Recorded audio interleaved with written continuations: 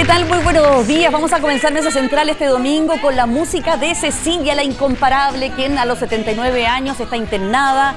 Se mantiene con diagnóstico reservado debido a su enfermedad pulmonar obstructiva crónica. Vaya nuestro cariño, nuestro saludo para ella en su recuperación. Con diagnóstico reservado también está Chile Vamos, al fracasar en su acusación constitucional contra el ministro Ávila. Hubo recriminaciones de traición contra Evópoli, anuncios del fin de la coalición en una dura derrota política que fue en gran parte autoinfligida, porque las ofensas de la diputada Cordero, quien trató de pervertido al secretario de Estado, no ayudaron para nada. Esto cuando además el gobierno atraviesa una de sus peores crisis gatilladas por el financiamiento de fundaciones con fondos públicos. Y mientras, desde España, en el inicio de su gira europea, el presidente Gabriel Boric reivindicó los 30 años ante empresarios españoles, diciendo que ese periodo hemos disminuido la pobreza y se han fortalecido las instituciones. También destacó el mandatario cómo habíamos reiniciado un nuevo proceso constitucional que este lunes, atención, entra en una de sus fases más importantes, de la que vamos a conversar con gran intensidad y profundidad hoy con el consejero Luis Silva, jefe de la bancada de Republicanos, la fuerza mayoritaria en ese consejo. También vamos a revisar la mirada de los chilenos sobre el crecimiento económico con Cristian Valdivieso, director de Criteria, y vamos a conversar con el senador Ricardo Lagos Weber sobre el rumbo del gobierno tras estas agitadas últimas semanas. Aquí comienza Mesa Central.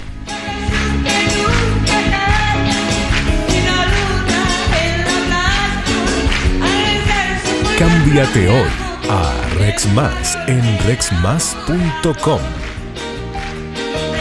WOM, nadie te da más. Marley Coffee, un café para todos. Te pillé. No grave robos, evítelos. All New Lexus RX, vive la experiencia Lexus. Coca-Cola Chile, 80 años. Tattersall, administración de propiedades. Y eso que menos ves es lo que más cuidamos. Presentan Mesa Central. Bueno, ya estamos y vamos a comenzar de inmediato con nuestra primera entrevista. Tenemos invitado en el estudio al consejero republicano, jefe de bancada, además, Luis Alejandro Silva. ¿Cómo está, profe Silva? ¿Ya no le dicen profe Silva tanto? Sí, ¿no? Bastante. ¿Sí? Yo creo ¿Todavía? que hay más gente la que cree que me llamo profe que Luis. ¿Qué Luis? Hubo gente que pensó que me había cambiado el nombre, de hecho, como Pepe Auto Rojo Edwards. Sí, Mira, capaz que al todavía final... mi nombre es Luis Alejandro. Capaz que no podemos descartarlo. No lo va a descartar no todavía, podemos descartarlo en el Nunca futuro. se sabe. Nunca se sabe. Bueno, mire, para todo aquello que no están tan cerca, ¿no es cierto?, del trabajo del Consejo, hay que decir de que este lunes a la medianoche vence el plazo para que se entreguen, para que todas las bancadas que están participando en este proceso entreguen sus enmiendas, que podríamos decir es el momento más importante de este proceso, en esta etapa, porque claro, está el anteproyecto que entregaron los expertos, pero ahora los consejeros entregan lo que quieren cambiar, ¿no es cierto?, de ese anteproyecto.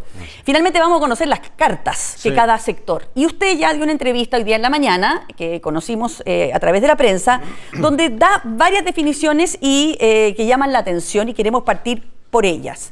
Una es que usted habla en esa entrevista de que la idea de entregar un volumen importante de enmiendas que ustedes van a entregar como bancada republicana es para rellenar los silencios del texto. Así es. El tema es que todos entendimos que los silencios que tiene ese texto es precisamente porque no se pudo llegar a más. Ese es lo que se pudo consensuar con todas las fuerzas políticas que se representaron en esa comisión de expertos, y es más, se quiso dejar espacio a la política pública y a la política mayoritaria de cada momento, el poder rellenar esos espacios. Es decir, que no fuera un anteproyecto que limitara ni a un gobierno de derecha ni a un gobierno de izquierda. ¿No sería contraproducente tratar de llenar tantos silencios?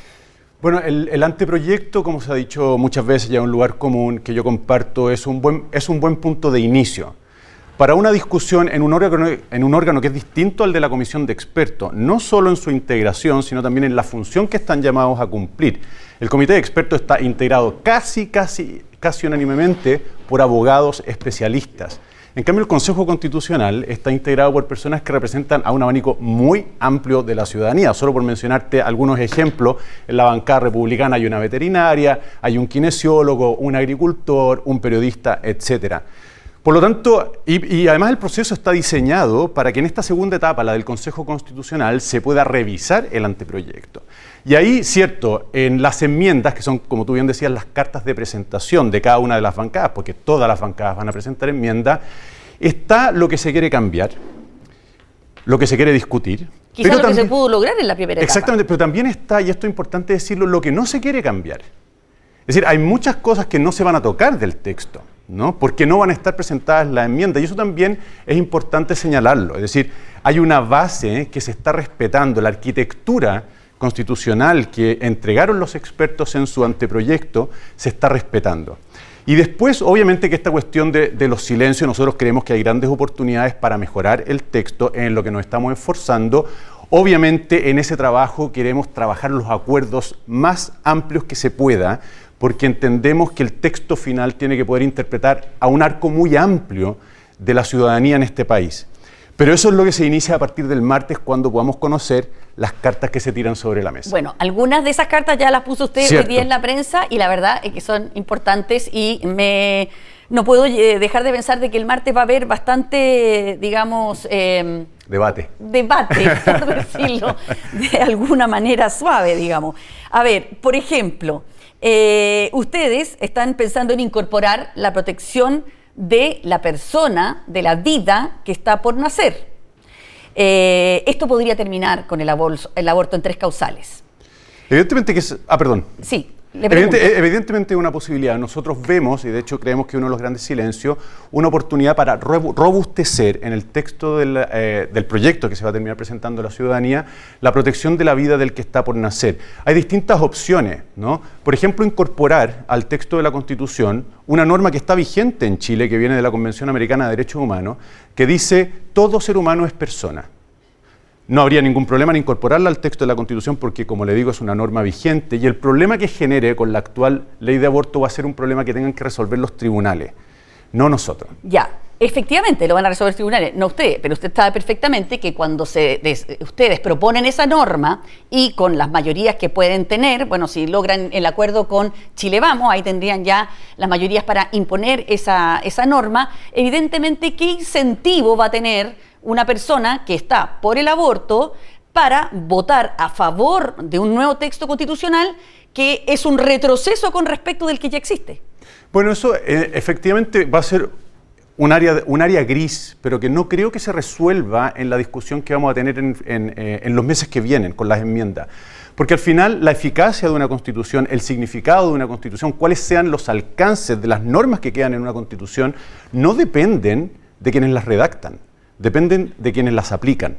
Y de hecho nosotros hemos visto con la Constitución, con el texto de la Constitución vigente, en este arco de tiempo que va desde 1981, cuando entró en vigencia, hasta la fecha, cambios muy importantes en nuestra sociedad, desde las normas o desde la sociedad hacia las normas, sin cambiar el texto. Ya, pero en términos sencillos, ¿usted le parece que a los sectores de izquierda van a interpretar la introducción de ese principio como un avance o un retroceso en materia de derechos? Nosotros creemos que aquí nos encontramos frente a uno de esos grandes silencios del anteproyecto. Es decir, no se resuelve una ambigüedad que está dando bote hoy día en Chile y que es importante resolver de cara, 1, a la certeza jurídica, y de cara, 2, al perfilamiento de la soberanía nacional, porque al final el problema, se lo propuse, tuve la oportunidad de proponérselo al presidente de la Cámara de Diputados, que el viernes nos visitó en el pleno del Congreso, le dije, del Consejo Constitucional, perdón, le dije, mire, se dice hoy día, y nadie lo discute, que la Constitución es la norma suprema del ordenamiento jurídico.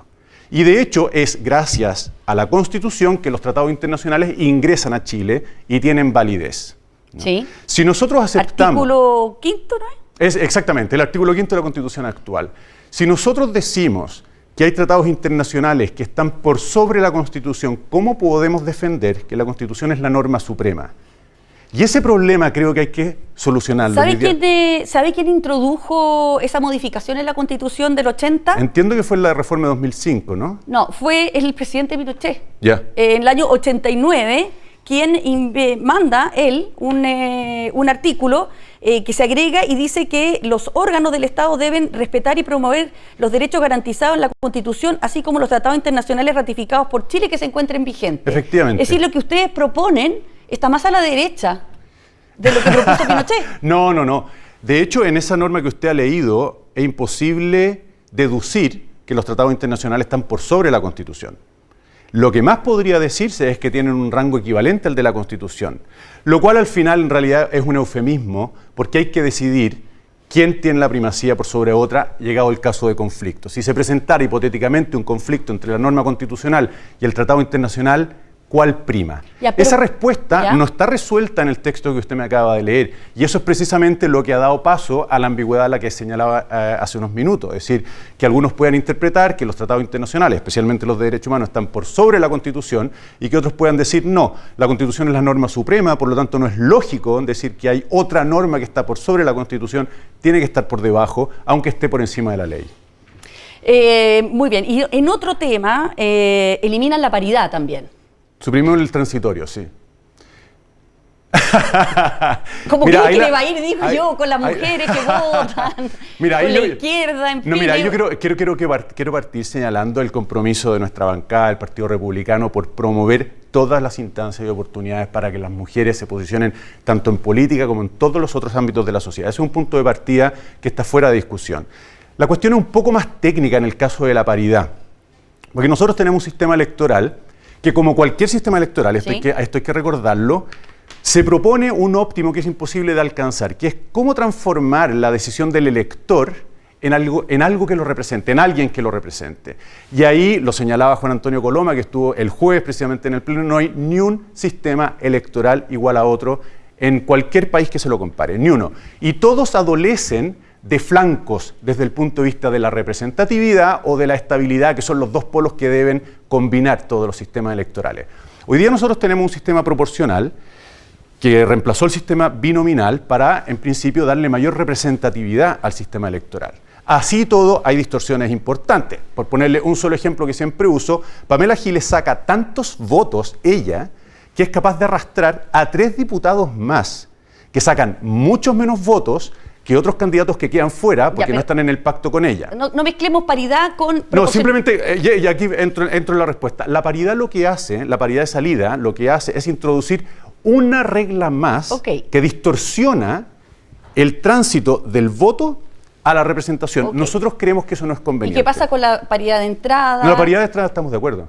Ya. Sí, estamos de acuerdo. Y de hecho, si pudiéramos, si encontráramos, que yo honestamente no sé si se ha discutido en otra bancada, pero si encontráramos mecanismos que refuercen las oportunidades para que las mujeres participen en política, las vamos a respaldar. Porque usted me imagino que se dará cuenta que muchas veces hay declaraciones como la que usted acaba de decir, de que está feliz de que las mujeres participen en todos los ámbitos, pero el hecho es que no participan, hay barreras. Efectivamente. Sí, si podemos terminar con esas barreras, nosotros vamos a colaborar con ellas. Simplemente creemos que la paridad de salida es un ingrediente o una capa más de distorsión en un sistema que muchas veces para la gente es difícil de entender que sea efectivamente representativo. Ya, otro tema súper polémico, la reducción de los parlamentarios a 132. Sí. Claro, suena súper popular decir saquemos parlamentarios, porque no digamos que tienen gran prestigio o que a veces son muy bien evaluados.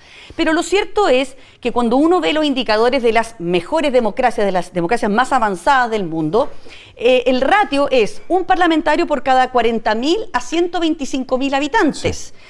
Se calcula con unas fórmulas bien complicadas que hablan los expertos, que ni la voy a pronunciar porque el nombre es impronunciable. A mí no me la pronuncio tampoco. En Chile, que tenemos 155 en la Cámara de Diputados, ya son pocos para la población que tenemos. Y ustedes quieren reducirlo más. Efectivamente. Quitándole mayor representatividad al sistema. Claro, es que aquí es importante varias ideas. La primera, es un diagnóstico absolutamente transversal, y esto lo digo con conocimiento de causa porque hemos tenido la oportunidad de escuchar a muchos expertos en las casi 6 semanas que llevamos en el Consejo Constitucional, de que Chile hoy tiene un problema grave de fragmentación que se traduce en inestabilidad política y que tiene sus mejores ejemplos en la dificultad para que converse el Ejecutivo con el Congreso. ¿Y bajando el número de parlamentarios termina ese problema? Se contribuye a él. Evidentemente que este juego entre representatividad y estabilidad siempre está en un equilibrio inestable.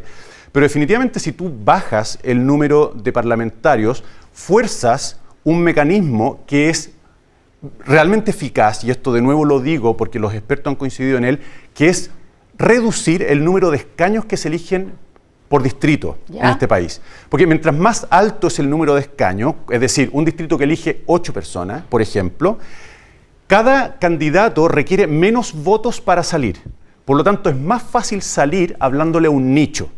¿Vale? Cuando los escaños son menos, tú necesitas ampliar tu discurso para llegar a más electores porque necesitas más votos para salir. Y eso en principio, y lo demuestra, está demostrado empíricamente, entiendo, ayuda a que haya menos fuerzas políticas más amplias representadas en el Congreso, lo cual debiera facilitar el diálogo en el Ejecutivo y también el diálogo entre ellos. De hecho, Vlado Mirosevic, en una nota muy simpática, tuvo la oportunidad de decirle a Edmundo Eluchans, que había sido presidente de la Cámara también hace tiempo, ya quisiera yo haber estado en sus zapatos y dirigir una Cámara de Diputados como la de sus tiempos, porque hoy es realmente un desafío. Ya, ¿sabe cuántos parlamentarios hay en Perú, en el Congreso peruano? 120. Menos de lo que ustedes están pidiendo. ¿Y usted encuentra que no hay fragmentación y que hay estabilidad política y que hay diálogo entre el legislativo y el ejecutivo en Perú? No, definitivamente no pienso. Entonces, no sé si el número será la solución. No, es que no es la única solución. Habría que ver cómo se eligen los representantes, porque eso es importante. En Israel, por ejemplo, no me acuerdo cuánto es el número, pero es un solo distrito. Todo el país es un solo distrito. Por lo tanto, la posibilidad de que hayan parlamentarios que representan a un nicho muy reducido, porque necesitan solo una fracción de los electores, es altísima. Y las dificultades en el Parlamento entonces pueden ampliarse. Ignoro qué es lo que pasa en el sistema electoral de Perú, pero sí quisiera aprovechar para decir que hay un montón de otras medidas que están en el anteproyecto y que se integran o se integrarían con esta de reducir el número parlamentario y obligar a un redistritaje, que colaboran también a darle mayor estabilidad. Las leyes electorales en general no suelen quedar en las constituciones. No, efectivamente. De hecho, hoy en el anteproyecto hay más pistas sobre cómo debiera ser el sistema electoral que en la Constitución vigente. Y obviamente que si queda finalmente en el proyecto que es el presente de la ciudadanía la reducción de parlamentarios y el redistritaje, estaríamos incorporando una más. Una más que se suma a las que ya son bastante conocidas, como el umbral del 5% para entrar, o la posibilidad de que un parlamentario que renuncia pierda el escaño, o a las órdenes de partido, etcétera. Bueno, esas son algunas de las cosas que ustedes mencionan, que son bastante más, pero son las más contundentes. Todas las que le mencioné pasan por sobre varias líneas rojas que tiene el oficialismo, que está representado minoritariamente en el Consejo. ¿Cómo se resuelve el hecho de que ustedes han dicho hasta el cansancio que quieren una constitución de consenso si están ofreciendo un paquete de enmiendas que en realidad pasa por sobre ellas? Bueno, conversando. La respuesta es conversando. De hecho, lo hemos hecho desde el día 1. Yo tuve la oportunidad de señalarlo en alguna ocasión. El espacio físico contribuye o fuerza a que tú te converses, te encuentres con la gente. ¿Y si esa conversación no da frutos? O sea, nosotros vamos a hacer el máximo de esfuerzos por llegar a un equilibrio que interprete al máximo posible de personas. ¿Cuál sea ese punto? Es imposible adelantarlo. Ahora, la voluntad está. Es muy interesante lo que va a pasar a partir del 18, porque ahí no solo van a conocerse nuestras cartas, la de la bancada republicana, sino que vamos a conocer las otras cartas, ¿no?, de todas las demás bancadas. Y ahí empieza la conversación, podríamos decir, empieza el juego político, decir, ¿qué tan importante es esto para ti? Oye, esto para mí es súper importante. Existe un espacio donde podemos conversar. De hecho, es importante señalar, está hecho con razón, énfasis en las notas que pueden resultar más polémicas, pero hay un montón de espacio para consensos súper amplios que tienen que ver con descentralización, la incorporación de la Antártica explícitamente como parte del territorio. ¿Usted cree que esos que son más detalles, que no van a lo fundamental probablemente, van a ser suficientes para lograr el consenso? Porque yo me pregunto, ¿qué incentivo va a tener el oficialismo o las fuerzas de izquierda representadas en el Consejo de aprobar este texto? Si quizás les conviene mucho mejor esperar a que no se apruebe y continuar reformando la Constitución del 80 a través de las reformas constitucionales. Bueno, ese obviamente es un problema que tienen que resolver ellos, cuál sea la estrategia que más les convenga, pero yo quiero... ¿Pero no es objetivo de ustedes que se apruebe este texto? Nosotros el objetivo es ofrecer la mejor constitución posible a la ciudadanía el 17 de diciembre. Ese es nuestro desafío. Y entendemos que un texto que responda a esas características no puede ser hecho exclusivamente a la medida ni de los republicanos ni de la derecha. Tenemos que encontrar un texto que interprete a un arco más amplio que ese público. Ahora, ¿cuál sea ese texto? Es una cuestión abierta y eso yo lo encuentro tremendamente interesante a partir del 18. ¿Cuáles van a ser los espacios que encontremos para conversar? Y aquí yo quiero subrayar un punto que me parece súper importante, que es la voluntad consensuada, ¿no?, entre todos los consejeros, me atrevo a decir, de buscar lo mejor para Chile. Y yo honestamente creo que en ese espíritu vamos a encontrar espacio para terminar ofreciendo un texto que le haga sentido a una proporción grande, difícil decir unánime, de la población de nuestro país. Lo que pasa es que cuando uno habla con los expertos, los consejeros, con el ala más de izquierda representada en el Consejo, ellos dicen claramente que la línea roja es el anteproyecto completo. Claro. Cualquier cosa que se cambie de ese anteproyecto va a ser un problema porque fue lo que se pudo consensuar con todo el esfuerzo que se puso. Claro, yo no sé cuál es la intención con la que se dice eso, pero honestamente me parece que no le hace justicia al proceso. Es decir, el proceso está diseñado en dos partes y así se le presentó a la ciudadanía, así se aprobó por el Congreso como reforma constitucional. Una, en que una comisión de expertos elegidos por los parlamentarios divide en dos las fuerzas políticas, derecha e izquierda, equiparadas en sus votos, 12 y 12. Y hay una segunda etapa que viene a representar la voluntad de la ciudadanía, compuesto por un órgano que está protagonizado por un órgano compuesto por 50 integrantes, con un perfil más político, en el sentido de que representan partidos políticos, se integran en una bancada, fueron elegidos con una campaña electoral, etcétera, y que tiene que pronunciarse sobre el anteproyecto. Sería indefendible decir que el Consejo Constitucional tiene 5 meses simplemente para ratificar lo que los expertos dijeron, ¿no? Eso no podría justificarse, y de hecho nadie quiere hacerlo. Claro. Es decir, yo te aseguro que desde todas las bancadas van a venir muchas enmiendas, diferentes por supuesto, difíciles de conciliar en algunos casos con las demás, pero que van a mostrar que de todos los sectores hay voluntad por meterle mano al anteproyecto. Ya, pero ¿no considera que las enmiendas que está presentando el Partido Republicano en esta instancia son bastante, no decir radicales, pero muy representativas del pensamiento republicano, que está muy a la derecha? Muy representativa, y de hecho nosotros creemos que eso es valioso. Y honestamente lo querríamos para las demás bancadas. Yo creo que es importante que el 18 las identidades representadas en el Consejo Constitucional se muestren. Y eso no se va a interpretar como que están pasando máquina, porque además ustedes tienen la mayoría. Tienen la mayoría de vetos ya por sí mismos, pero si además se alían con Chile Vamos, tienen los 2/3. Efectivamente, nosotros no queremos pasar máquina, lo hemos dicho por activa y por pasiva, desde José Antonio para abajo. No queremos pasar máquina y de hecho no creemos que sea oportuno interpretar el momento de presentar las enmiendas como un pasar máquina. ¿No se va a transformar la del debate de la enmienda en un campo de batalla?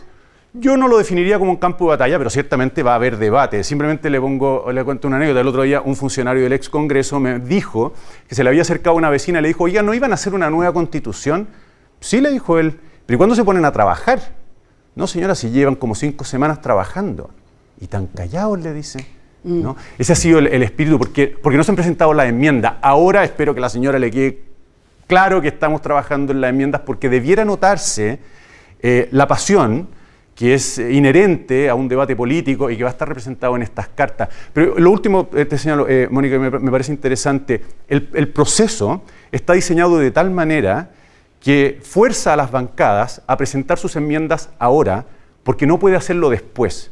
Por lo tanto, hay muchas enmiendas que probablemente todas las bancadas presenten simplemente para que no se le pase el bus, pero con la disposición muy amplia de decir: oye, mira, realmente esto no flota, abandónalo, ¿no? Pero que lata tener que decir: pude haber presentado una enmienda que era importante para mejorar el texto y no lo hice porque se me pasó el plazo. Respecto a lo que usted me decía, esa señora que no sabía lo que estaban haciendo, resulta que las últimas encuestas dicen que la gente siente distancia o desconfianza de quienes lideran este nuevo proceso constitucional. Sí. No saben lo que está pasando en el Consejo. Están mucho más descreídos de que este proceso sea la solución de los problemas. Es decir, ustedes tienen un doble desafío aquí. Sí. Convencer a los consejeros de los otros sectores, pero también a la ciudadanía de que este es un proceso válido, porque tanto la gente de republicano, más de derecha, no considera que había que cambiar nada, por tanto mantengamos la del 80, pero también ahora la izquierda está diciendo: ¿para qué vamos a aprobar un texto que es digamos, menos avanzado que el de la Constitución del 80. Efectivamente, ahí hay un desafío. Nosotros no podemos ignorar lo que las encuestas están mostrando. Por otra parte, no nos sorprende. Y esto es una cuestión compartida, ¿no es cierto? Hay una fatiga en la ciudadanía respecto de estas constituciones. Hay un escepticismo respecto de lo que una nueva constitución realmente puede significar para su vida cotidiana. Hay una cierta indiferencia y desapego respecto al proceso. No me cabe ninguna duda, me lo explico perfectamente, empatizo con ese sentimiento. Pero por otra parte, no podemos dejarnos, los consejeros, abatir por esos resultados. ¿Cuál es mi apuesta?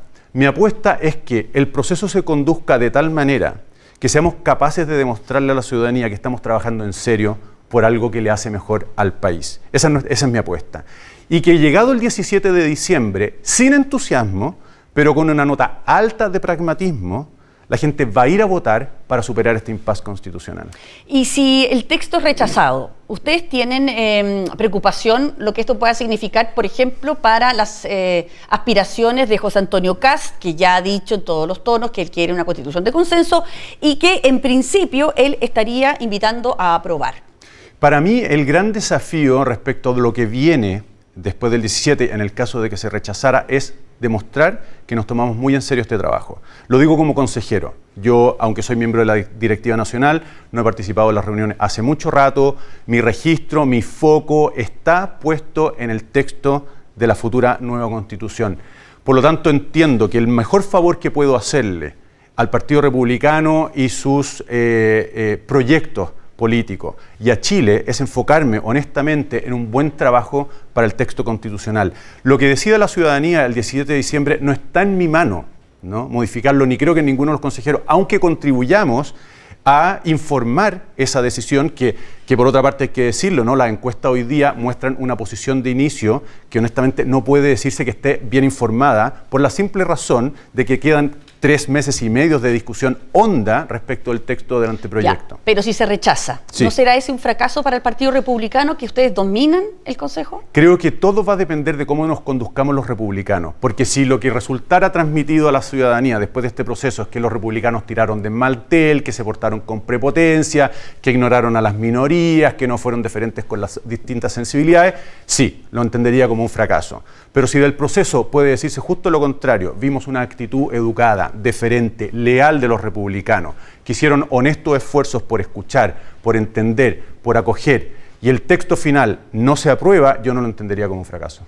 Y por último, le hacer una sola pregunta de contingencia. Sí. El presidente desde Europa ha invitado a firmar un pacto, una declaración conjunta de todas las fuerzas políticas, dentro de las que está, por supuesto, republicanos, para, en el fondo, decir que el golpe fue inaceptable y que ninguna diferencia puede justificar las violaciones de los derechos humanos. ¿Ustedes estarían dispuestos a firmarlo? Mira, yo me he restado de opinar sobre la contingencia, en primer lugar porque me cuesta mantenerme al día con ella, porque los desafíos de escribir esta constitución son mayores. Ya, pero estamos viviendo en los 50 años del golpe de Estado. Efectivamente, pero ahí hay otros actores que creo que son los llamados a protagonizar estas discusiones y que dejen a los consejeros constitucionales enfocarse en lo que tienen que hacer, porque además tienen muy poco tiempo para hacerlo.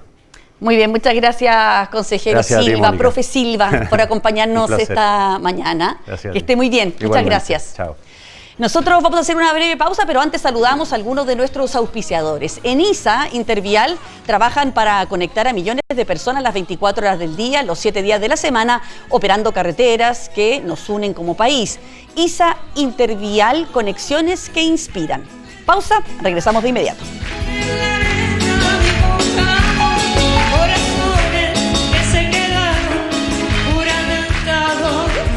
Eso que menos ves es lo que más cuidamos. Está presentando Mesa Central.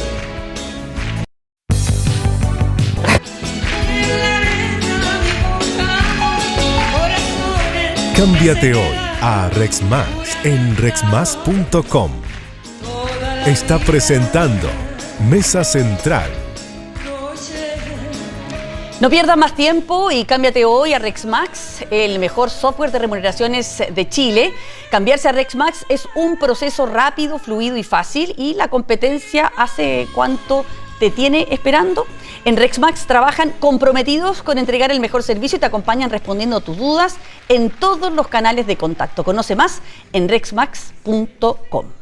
Y seguimos aquí en Mesa Central esta mañana y vamos a avanzar hacia otro tema también muy interesante. Estamos con Cristian Valdivieso de Criteria, que nos trae una encuesta. ¿Cómo estás, Cristian? Muy buenos días. Buenos días, Mónica, ¿qué tal? Muy interesante, que tiene que ver con el crecimiento económico. Sí. Porque el crecimiento económico, uno podría decir, bueno, ¿qué es el crecimiento económico para las personas? Pero la verdad es que es un elemento muy importante que se vuelve cada vez más tangible, diría yo, a la medida en que estamos en una situación económica más complicada. ¿Cómo lo ves tú? ¿Qué es el crecimiento primero para las personas? ¿Cómo lo ven? A ver, el crecimiento, digamos que durante mucho tiempo, desde los 90 y hasta bien entrados los 2000, la discusión sobre el crecimiento no existía porque el virtuosismo del crecimiento se daba por hecho. El país crecía al 5, al 6, al 7% en alguna época, y el crecimiento pasaba como, digamos, colado en un país que transitaba de un discurso de salir de la pobreza a ser un país de clase media. Y eso significaba movilidad social importante para las personas. Y el crecimiento se daba por hecho, se daba por hecho. Hasta que de pronto el crecimiento empezó, digamos que a guatear en castellano y se empezó a politizar. Y en un minuto, digamos, cuando se estanca el país, 2009, cuando ya efectivamente no se puede crecer, en ese minuto la política empezó a usar el concepto de crecimiento económico para tensionar políticamente a la sociedad, porque cuando el país dejó de crecer, se empezó a tensionar la cosa. Exacto. Y ahí empezó esta dinámica de poner el medio ambiente. Exacto, esta dinámica de poner el crecimiento económico como parte de la discusión política electoral. Y ahí empezó a significar algo para las personas más concretamente. Y hoy día, esto en corto, el crecimiento económico se aspira, se espera, se desea, se ansía profundamente por un tema concreto que tiene que ver con el bolsillo de las personas, de engordarlo, de agrandarlo y de poder efectivamente acceder a mejores empleos y más oportunidades. Oye, veamos las primeras 3 láminas de crecimiento económico, porque en el fondo lo tuyo es como una medición subjetiva, ¿no es cierto?, del crecimiento. Sí. A ver, estamos viendo ahí la primera, que dice que cuando hay crecimiento económico, Chile se vuelve un país más atractivo para vivir, y claramente la gente dice que sí, ¿no? Efectivamente, y esa es la percepción de hoy día del crecimiento económico, y eso no hay duda ni hay tensión política en esto. La gente que se identifica con la izquierda considera que Chile es más atractivo cuando hay crecimiento económico, evidentemente la derecha también. Lo mismo pasa con la segunda. Cuando hay crecimiento económico sostenible, es posible disminuir la desigualdad del país también. Pero ahí empezamos con las tensiones políticas, y ahí uno se da cuenta por qué en algún minuto el crecimiento se tensionó políticamente. Mientras la gente de izquierda no cree mayoritariamente que el crecimiento reduce la desigualdad y por eso probablemente ha apostado más a redistribución vía impositiva, la gente que se identifica con la derecha sí cree que el crecimiento es capaz de disminuir la desigualdad. Y ahí vemos el problema donde el crecimiento se politiza y se tensiona socialmente. Y creo que tiene que ver con la siguiente lámina, porque dice que el crecimiento para la gente beneficia más a los empresarios. Desde el punto de vista de una mayoría de la sociedad, dice que efectivamente beneficia más a los empresarios, pero también aquí hay una tensión. La gente de izquierda tiene esa percepción muy arraigada. Es decir, la gran mayoría de la gente que se identifica con la izquierda cree que el crecimiento, más que beneficiar al conjunto de la sociedad, termina beneficiando fundamentalmente al empresario, no así la gente derecha. De nuevo, otra razón de tensionar o de tensión política en razón del crecimiento económico. Vamos a las siguientes 3 láminas que habla del crecimiento económico y las reformas sociales, porque aquí hay como una suerte de empate en que dice que, en el fondo, las reformas sociales se pueden o financiar con impuestos o con crecimiento. Y aquí como que la mayoría dice que son posibles aun cuando el crecimiento no es alto. Sí, hay una digamos que son subjetividades divididas. Aquí el 54% dice que las reformas sociales son posibles aun cuando no hay un crecimiento muy alto, y el 46% dice que no. Pero de nuevo tenemos acá una mirada tensionada políticamente. Es decir, la gente que se identifica con la izquierda cree que son posibles independientemente del crecimiento, la gente derecha cree que no son posibles cuando no hay crecimiento económico. De nuevo, el crecimiento económico como un vector que divide las aguas entre las identidades políticas de derecha e izquierda. Y luego tenemos otra que dice que el crecimiento, el país no puede subir los impuestos cuando el crecimiento económico es bajo. Sí. Ahí hay un alto nivel de consenso social en torno a que cuando hay bajo crecimiento económico no se pueden subir los impuestos. Es decir, la subjetividad mayoritaria hoy día lo que dice es que cuando hay impuestos bajo crecimiento no se pueden subir los impuestos. Y al mismo tiempo, y esta es otra lámina... Sí, y que estamos en otra lámina ahí. Habla de otra lámina que dice que cuál de las siguientes frases representa mejor lo que tú piensas que necesita Chile para mejorar la calidad de vida de las personas. Y la gran mayoría, el 80%, dice que crecimiento alto y sostenido durante un tiempo, más que aumento significativo de la impositivo para financiar reformas sociales. ¿Y eso qué dice de la reforma tributaria que está el gobierno tratando de sacar adelante versus lo que está diciendo la gente? Bueno, lo que está de alguna manera diciendo la gente es que quiere que se hagan todas, que se tomen todas las medidas que sean necesarias para que efectivamente creamos que el crecimiento económico es algo que puede volver a imperar y a sostenerse en el tiempo, y al mismo tiempo siente que una reforma tributaria, no un pacto fiscal, si se quiere, una reforma tributaria solo anclada en subir los impuestos, atenta contra las posibilidades de que volvamos a crecer, que es lo que la sociedad hoy día está pidiendo de manera muy significativa. Y como vamos a ver en otras láminas, no siempre ha sido así. Así es. Mira, vamos a seguir con la siguiente lámina porque aquí es cuando están estas tensiones, ¿no es cierto? Siempre se habló, incluso lo hablamos en el proceso constitucional anterior, la tensión entre crecimiento, por ejemplo, y protección del medio ambiente. Claro. Y mira cómo han cambiado las percepciones. Vamos a cambiar la lámina a continuación, en la siguiente. Bueno, es que esta fue la que nos saltamos antes. En el fondo la gente pensaba en un 85% que un país no puede subir los impuestos contra el crecimiento, que es la situación que tenemos ahora. Que es lo que comentamos, efectivamente. Y por eso que decimos que una reforma tributaria solo articulada en torno a subir impuestos no tiene tracción en la subjetividad de la ciudadanía hoy día. Por lo mismo, probablemente el gobierno está intentando hablar de un pacto fiscal que incluya la posibilidad de que esta reforma incluye la posibilidad de un pacto por el crecimiento también. Perfecto. Vamos a cómo ha cambiado, ¿no es cierto?, algunas percepciones. Mira, antes el crecimiento económico, por ejemplo, dice, ¿qué debería ser prioridad de los parlamentarios del gobierno? Y claro, en mayo del 2019, estamos hablando... Meses antes del estallido social. Meses antes del estallido social, había mucha más preocupación por el medio ambiente que por el crecimiento económico. Sí. Luego nos trasladamos a marzo del 2021, que ya pasamos la pandemia y todo, y empieza a aumentar la preocupación por el crecimiento y a bajar un poco la preocupación por el medio ambiente, y ya ahora es llamativo, 72% está preocupado de el crecimiento y no tanto el medio ambiente. Claro, no es que uno tenga que confrontar ambas cosas como que fueran incompatibles, pero tiene que ver con dónde pone el foco la ciudadanía. Y hoy día efectivamente está viendo que el foco tiene que estar más en el crecimiento que en el cuidado del medio ambiente. Entonces, el virtuosismo del crecimiento hoy día aparece con mucha fuerza, los juicios positivos respecto al crecimiento, que incluso inhiben las externalidades, la percepción de las externalidades negativas que efectivamente tiene el crecimiento. Ahora, ¿por qué llegamos de pronto a esa situación donde se contraponía tan fuertemente el crecimiento con medio ambiente? Bueno, entre otras cosas porque el crecimiento pasó a ser tema de discusión política, y así como en algún momento Sebastián Piñera, ¿verdad?, para arrebatarle el gobierno a la concertación con toda legitimidad, apostó al crecimiento y la ciudadanía le dio en gran medida el primer gobierno porque íbamos a crecer. Bueno, y efectivamente crecimos, pero una vez que crecimos la gente dijo, bueno, parece que nos mejoramos, volvamos a las reformas sociales, volvamos a Bachelet. Pero ahí de nuevo se estancó el crecimiento. Y eso hizo que Sebastián Piñera lograra ganar de nuevo con el eslogan de los tiempos mejores. Eso te da mostrando, Mónica, que la sociedad siempre ha valorado mucho la idea de la movilidad social articulada en torno a la posibilidad de crecer. Pero el crecimiento económico basado, o la idea de los tiempos mejores no llegó y se terminó transformando en un boomerang, y en ese momento la gente dejó de creer de alguna manera en el crecimiento, o lo asoció a un interés de los políticos por engañar a la ciudadanía, por hacer promesas falsas, y terminó descreyendo de eso. Y ahí en ese minuto viene el estallido social, en gran medida, entre otras cosas, por la falta de crecimiento, de movilidad social, de poder la gente aspirar a mejores sueldos, mejores empleos.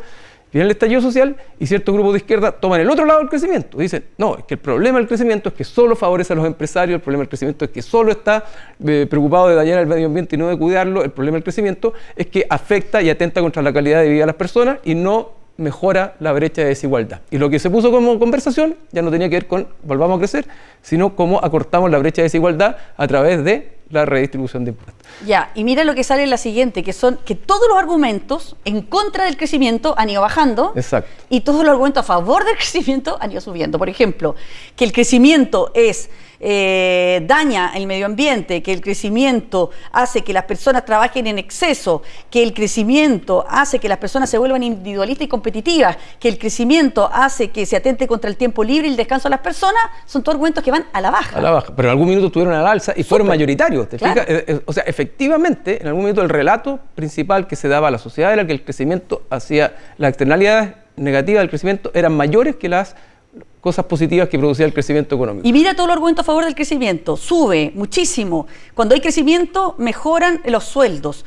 Reduce la desigualdad social. Lo dice ahí, que es como contradictorio, ¿no? Ya antes era menor que mayor. Era menor que mayor. Exacto. Luego, que cuando hay crecimiento económico, mejora la calidad de vida de los empleos y también que vamos a hacer una sociedad más desarrollada. Sí. ¿En qué minuto, en qué momento entonces se nota que hay una gran preocupación entonces de la ciudadanía por el crecimiento, claramente? Sin duda, porque la respuesta en algún minuto al problema estructural que se produjo por la falta de crecimiento fue volvamos a crecer como que fuera una cosa mágica y de apretar teclas, y que el problema de la falta de crecimiento era solo político y no se vio la dimensión estructural. Cuando esa varita mágica, digamos, del crecimiento falló, que era lo que la sociedad apostaba, esperaba y ansiaba, bueno, vino la idea de, bueno, redistribuyamos, acotemos la desigualdad, quitándola a los que más tienen y redistribuyendo eso de alguna manera entre los que menos tienen. Pero tampoco esa receta ha mostrado funcionar y hoy día el país está más pobre, está más con un crecimiento estancado, y por lo tanto la gente empieza a volver a decir, bueno, ¿cómo hacemos?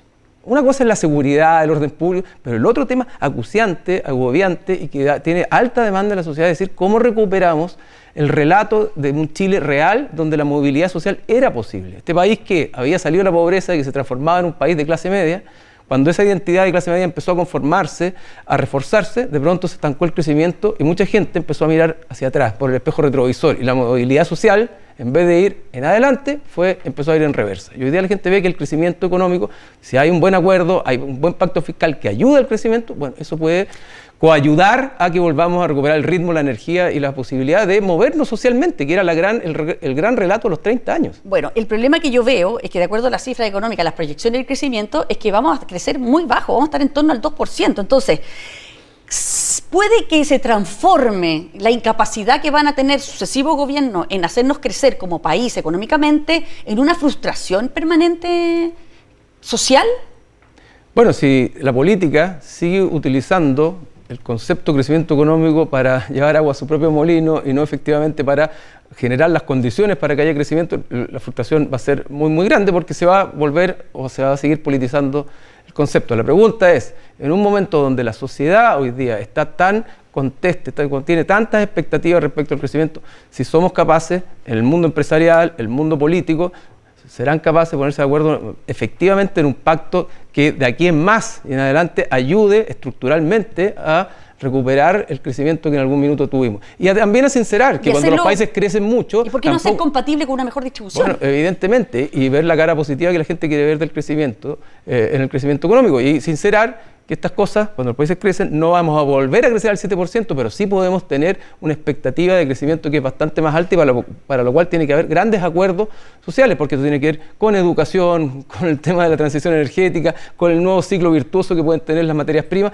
pero eso tenemos que aprovecharlo, y tenemos que producir grandes acuerdos en torno a eso. Si no se produce eso, estamos perdidos, y de hecho ya hemos perdido mucho tiempo. Si el tema educacional es un drama tremendo, porque parte de la recuperación del crecimiento estructural tiene que ver con una mejor educación. Tiene que ver tremendamente con la mejor educación. Muchas gracias, Cristian Valdivieso. Vamos a seguir conversando con él, porque nosotros vamos a seguir aquí en Mesa Central ahora con un debate que va a tener que ver con todos los temas políticos que se mostraron en la semana. Vamos a incorporar esta conversación a Pepe Out, pero antes vamos a hacer una breve pausa y les quiero contar que Pórtate, la red más rápida y mejor evaluada de Chile, certificada por Speedtest de Ookla. Y súmate a los 8 millones de personas que han confiado en nosotros. WOM, nadie te da más. Vamos a la pausa y regresamos de inmediato con nuestro panel político, con Pepe Out, y seguimos con Cristian Valdivieso. Toda la vida, WOM, nadie te da más. Está presentando Mesa Central.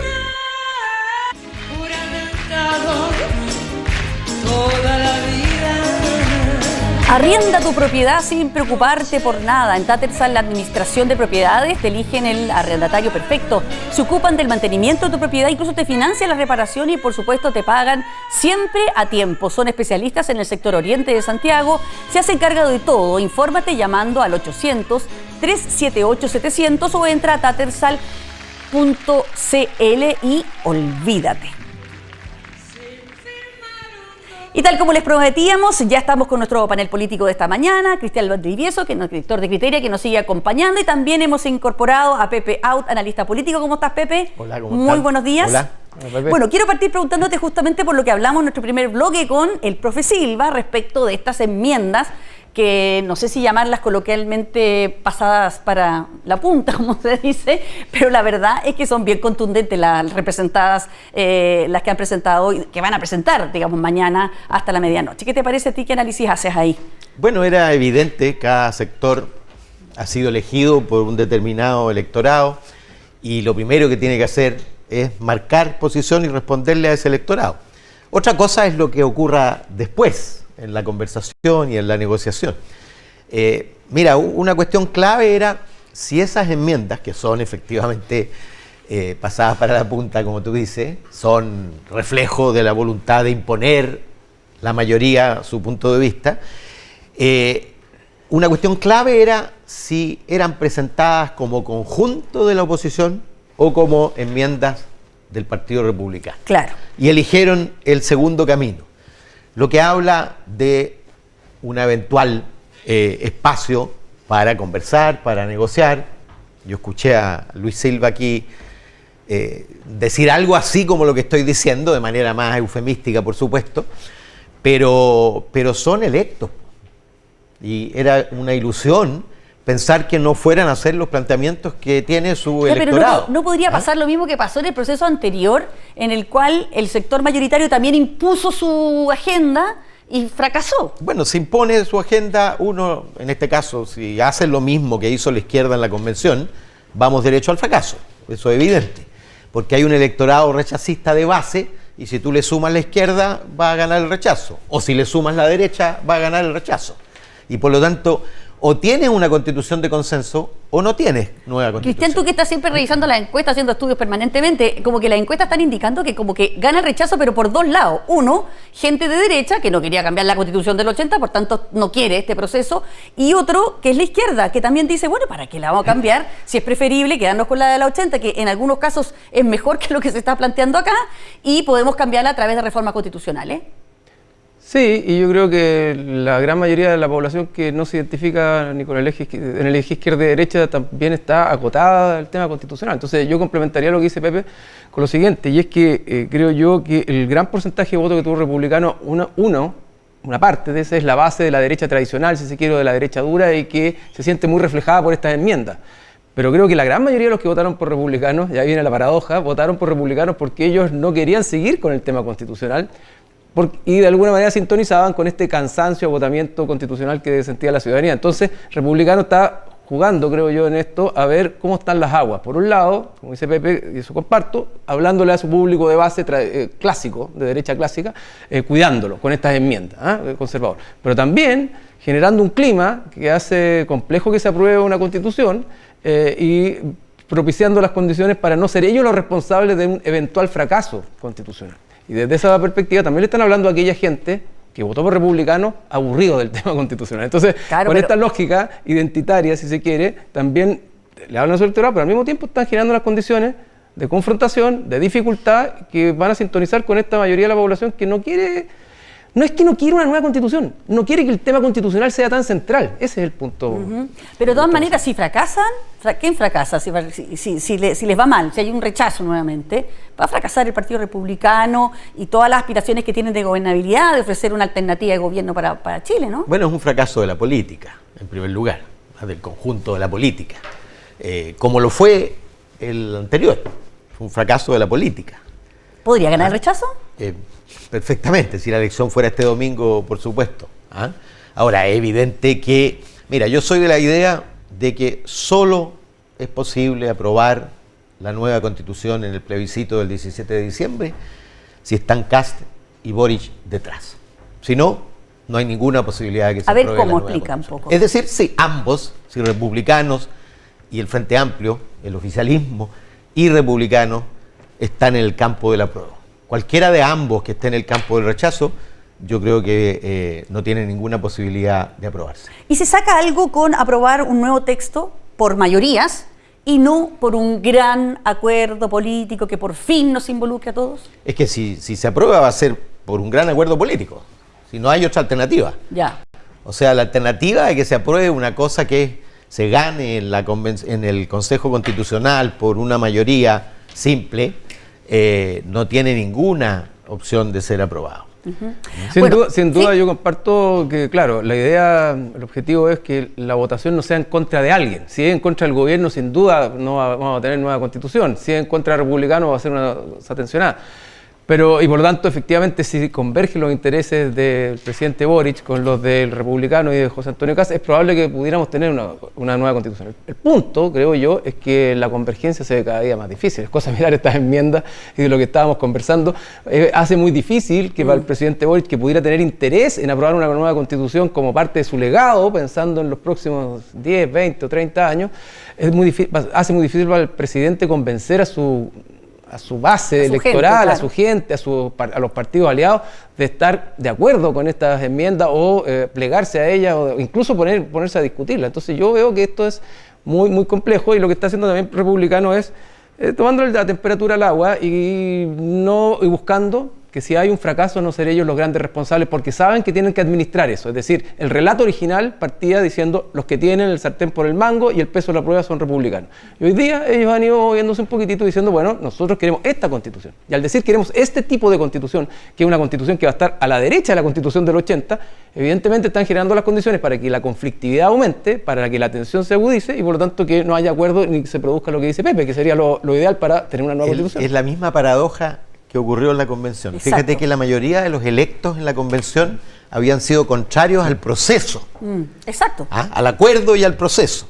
Bueno, hoy día la mayoría de los electos en este Consejo Constitucional habían sido contrarios a este mismo proceso. Es verdad. Entonces, al final de cuentas, es si esos que el pueblo los puso en el centro, porque José Antonio Kast y los republicanos estaban en el margen, sí, desde el cual tú puedes simplemente alimentarte de rechazar lo que hace el sistema político, pero cuando te pones en el centro del sistema político y pasas a ser el responsable, es difícil rechazar sin costo.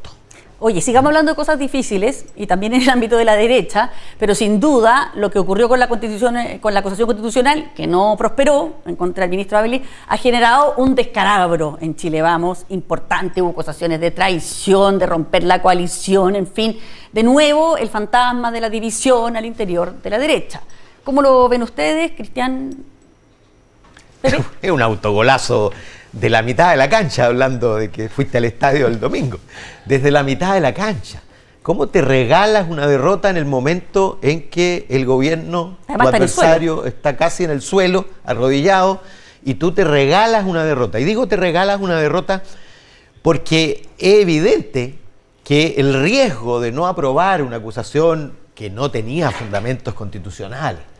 La Constitución es muy clara en señalar que son infracciones constitucionales los que determinan la destitución y la inhabilidad de 5 años para ejercer cargos públicos. Esto nació además de un grupo muy conservador de diputadas evangélicas que levantó el tema de la reticencia frente a la educación sexual temprana. Y yo creo que y al principio con la reticencia de todos los sectores, de la UDI, de Renovación Nacional, en fin. Esto es casi lo mismo que ocurría en todas las acusaciones constitucionales anteriores, porque el problema que tenemos es que tú requieres solo 10 diputados para presentarla. Y una vez que se presenta, bueno, viene el reflejo político, la oposición votando a favor y forzada a votar a favor, y el oficialismo votando en contra para rechazarla. Ahora, lo que ha hecho, lo que le dio estatus a esta acusación fue la participación de Diego Chalper, secretario general de Renovación Nacional. Yo creo que él es el principal responsable de este autogol, porque le dio estatus, porque metió un tema que todavía está en discusión. Por supuesto que si hubiera Contraloría, que si hubiera Fiscalía, a propósito del lío de Junaeb, bueno, claro. Pero está ahí una discusión, un debate, una cosa que recién se abre. Y él llevó la acusación constitucional y, por supuesto, cuando tú emprendes una acusación constitucional, tienes que ganarla. Y si la pierdes, y el tema es le das aire al adversario y, como me decía en la pausa, una gestión a la cabeza del Ministerio de Educación, que está muy lejos de estar encarando los problemas severos que tenemos en el ámbito educacional, pasa piola. Claro, ese es el problema, que la percepción de la gente es que al final el tema educacional, que es súper importante, lo estábamos conversando, ¿no es cierto?, de lo importante que es también para mejorar el crecimiento, resulta que pasa colada frente a una rencilla política que además no va para ningún lado y con tintes homofóbicos, además, que fue lo más feo de toda esta, esta discusión. O sea, todo mal, porque además hay un autogol ahí claro de la diputada Cordero, que el último día se le dice pervertido a un ministro. No, pésimo, pésimo de la derecha, y claro, y evidentemente Renovación Nacional ahora termina pagando, como dice Pepe, todos los costos, porque además los que terminaron de bastardear todo esto fueron la doctora Cordero y una dirigente que llevó a alguien también de Renovación Nacional. Ahora hay una pelea interna muy importante en la derecha. ¿Tú crees que puede generar un quiebre verdadero? No. Es que yo creo que, a ver, respecto a la acusación, Pepe lo resumió muy bien, y yo creo que esto viene de la gran derrota de Chile Vamos, no fue esta, yo creo que fue la del 7 de mayo, que fue en las elecciones de consejeros constituyentes. Porque después, digamos, retrocedamos un poquitito, después de la elección del apruebo y el rechazo, donde el rechazo ganó por tanta mayoría, claro, no era claro qué significaba ese 62%, a quién le pertenecía, o qué domicilio tenía. Exactamente. Y lo que pasó el 7 de mayo es que ese 62% cayó o recayó mucho más fuertemente en republicanos. Y eso generó una verdadera hecatombe, creo yo, en Chile Vamos. Y lo que estamos viendo hoy día son los estertores de eso. Por una parte, la búsqueda de Chile Vamos de encontrar un cierto posicionamiento para pegarle al gobierno más fuerte de lo que le pega a republicanos. E hizo de la acusación constitucional eso. Y por otra parte, la tensión que hay dentro de Chile Vamos, es decir, un mundo que quiere plegarse a un discurso más de derecha dura, que sabe que republicano hoy día es una marca fuerte y que probablemente va a tener que ir a refugiarse eventualmente en algún minuto, y que no da por sentado que van a ir a una elección competitiva con José Antonio Kast, y otro mundo que a lo mejor representa mejor Evópolis, que es un mundo que dice, bueno, vamos a seguir en esta lógica de plegarnos a la derecha dura como nos tuvimos que plegar en la elección anterior, en la segunda vuelta, o empezamos a mostrar un poquito las alas y a buscar nuevas parejas en demócratas, en amarillo, y buscar nuevas alianzas. Entonces, creo que hay dos tensiones ahí muy grandes dentro de Chile Vamos. Una tiene que ver con la identidad de los distintos grupos adentro, y después el tema de cómo se ven que están siendo absorbidos por republicanos. Y cuando tú estás siendo absorbido, tienes una tensión de decir, me pliego a que me coman porque ahí me van a comer, pero me van a cuidar, o me diferencio. Y esa tensión está puesta ahí. Yo agregaría... ¿sí?, que hay elección interna en Renovación Nacional. Probablemente esto no estaría ocurriendo, de convertir esto en una ruptura. Es increíble, pues, escuchar a Osandón, siempre patrono de la ampliación de la alianza, intentando expulsar. Mira, porque además de Evópolis, lo que lograron es que todo demócratas votara, comillas, con el gobierno. O sea, una mayoría que estaba a punto de establecerse, terminó de disociarse por la responsabilidad de Renovación Nacional. Yo creo que su competencia interna, basta escuchar a Paulina Núñez, que al día siguiente también ella preconizando siempre como en desbordes la ampliación de la coalición y todo, marcando la necesaria división respecto de Evópolis, de quienes han sido conversadores o simplemente, creo yo, porque aquí está el tema del ejercicio del deber parlamentario. Bueno, y te lo pregunto a ti. Degradan el rol parlamentario quienes creen que en acusaciones constitucionales el voto no debe ser después de haberse formado una convicción íntima respecto de la pertinencia o no, la existencia o no de una infracción constitucional. De quienes creen que las acusaciones constitucionales tienen que votarse como quien sigue un rebaño. Bueno, tú viviste eso en carne propia, lo votaste siempre en contra cuando eras diputado. Por supuesto, voté en contra. Casi todas, voté dos a favor, es decir, luego de formarme convicción, que es la cuestión clave, no simplemente siguiendo al rebaño respectivo. La derecha criticó tanto la presentación de acusaciones constitucionales, y ahora llevan un récord mayor. Bueno, tú escuchaste al abogado defensor, que por lo demás era el mismo abogado defensor de Marcela Cubillo, que citó el discurso de Diego Chalper, que era extremadamente pertinente para esta acusación constitucional como lo fue para la anterior. Por eso que yo creo que el tema está focalizado en la centro derecha y en Chile Vamos. Están absolutamente perdidos, desorientados e incluso tensionados internamente los propios partidos. La UDI ya también viene próxima a elecciones y hay dos mundos ahí. Bueno, una cosa es leer la entrevista de Víctor Pérez hoy día en La Tercera, que habla una cosa muy distinta a lo que ha apostado Javier Macaya. Entonces ahí donde yo veo que están muy tensionados y donde las identidades están resquebrajadas. Y por lo tanto es posible que veamos movimientos en función de nuevas alianzas, pero también es cierto que un sector importante de la derecha ya ve que es inevitable de alguna manera refugiarse en republicanos. Pensemos que el próximo año vamos a tener elecciones municipales, son elecciones uninominales, entonces siempre una casa más segura es una mejor guarida para ir a una elección que una casa que está desorientada, desordenada y conflictuada, como está hoy día Chile Vamos. Bueno, pero yo creo que tendrían que mirar las elecciones españolas, claro, para darse cuenta. Oye, el PP, el Partido Popular Español, cuando trató de asimilarse a Vox, que es el equivalente a republicano, hizo crecer a Vox. Y cuando redefinió una política propia, volvió a ocupar el conjunto del centro, está a puertas de gobernar. Exacto. Y en una relación de 30-15 con Vox. Siempre la versión original es mejor. Y por eso que es tan paradójico y tan erróneo lo de la acusación constitucional en educación. Porque lo que podría haber hecho Chile Vamos es haber puesto una conversación sobre la educación y haber dicho por qué este ministro estaba haciendo una mala gestión en educación y cómo ellos veían que había que gestionar la educación. Bueno. Pero en vez de eso, ¿verdad?, de posicionarse en un tema, de marcar una diferencia y confrontar al gobierno por temas políticos y por temas de gestión en educación, terminaron en una acusación que los terminó dividiendo más aún de lo que están. Avancemos un poquito y aprovechemos los minutos que nos quedan en hablar también de la crisis en el gobierno, porque tampoco, justo esta acusación viene en un minuto en que el gobierno estaba prácticamente en el suelo por el tema de las fundaciones. La mala gestión del ministro Ávila nadie se la esconde, se lo han dicho en todos los tonos y es el presidente que tiene la capacidad de hacer ese cambio ahí. Ahora, ¿cómo ustedes ven que se ha desarrollado esta semana, que el presidente estuvo afuera, este tema de las fundaciones? ¿Cómo va evolucionando? Bueno, el presidente, es fuerte lo que voy a decir, pero el presidente no lidera. El presidente sale, representa, más que liderar. No define, no arbitra los conflictos internos de su coalición. ¿Es él el que tiene que lograr una solución? No ha generado lo que generaron todos los presidentes anteriores, de derecha o de izquierda o del centro, que es una lealtad al presidente y a sus propósitos.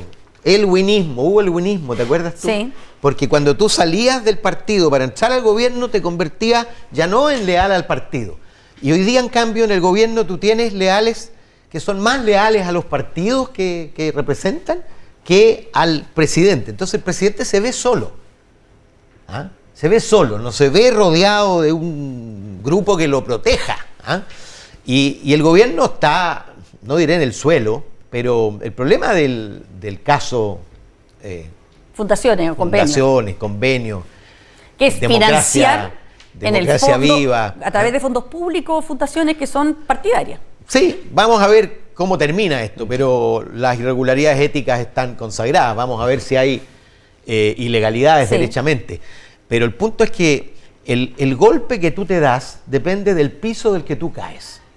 Y ellos habían subido al piso 49 desde el punto de vista de la ética y la moral. Y cuando uno cae del piso 49, la posibilidad de sobrevivir es prácticamente cero. ¿Cómo lo ves tú, Cristian? ¿Y qué salidas tiene Boric en este...? No, yo creo que es un tema complejo. El gobierno, digamos que ganó algo de tiempo con esto de la acusación constitucional, pero evidentemente el tema de las fundaciones va a volver y sobre todo el tema de cuál es la carta de navegación que tiene el gobierno, porque el gobierno hoy día, evidentemente, después del plebiscito 1, después de la elección del 7 de mayo, quedó sin agenda. Y el presidente ha ido de alguna manera de tumbo en tumbo tratando de buscar algo que le dé cohesión, que le dé una suerte de amalgama a su programa de gobierno. No le va a resultar probablemente con la Constitución, y si le resulta va a ser una Constitución que sus propios grupos lo van a criticar o que no le va a gustar o que incluso van a votar en contra.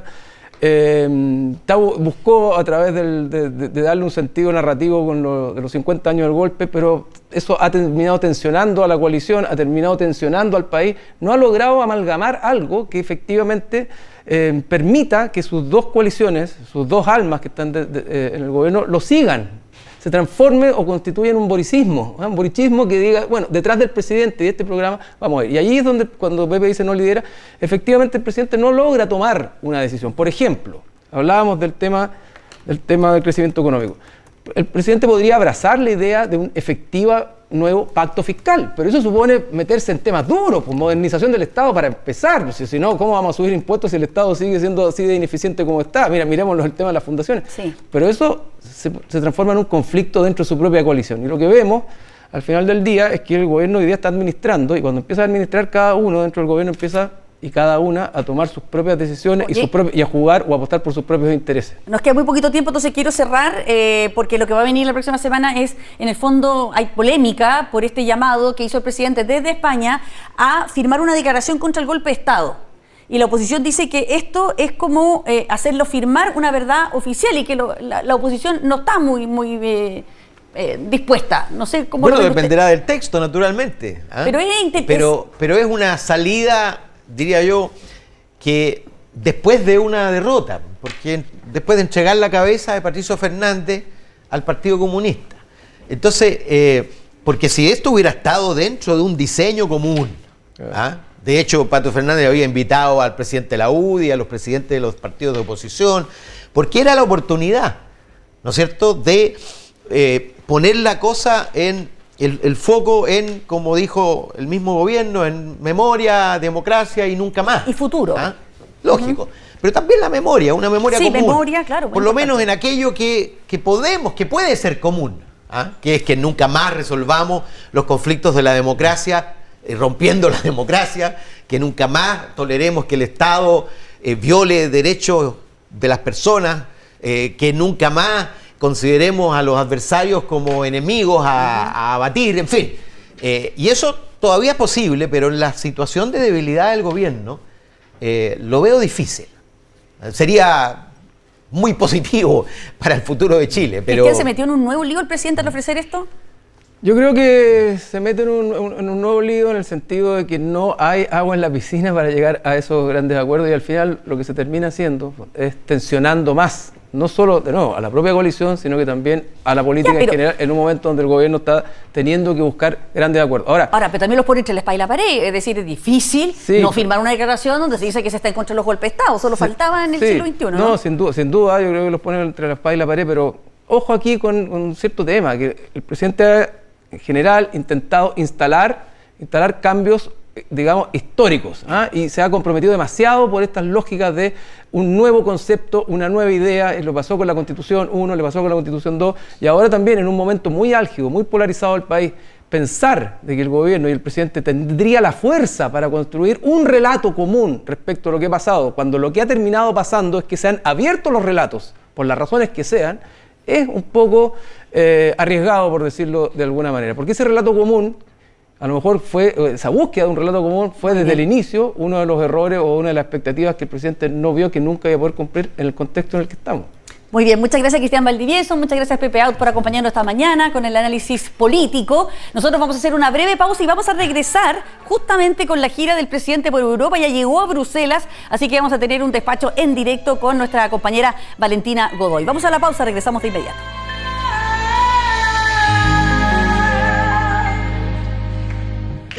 Dattersat, Administración de Propiedades, está presentando Mesa Central.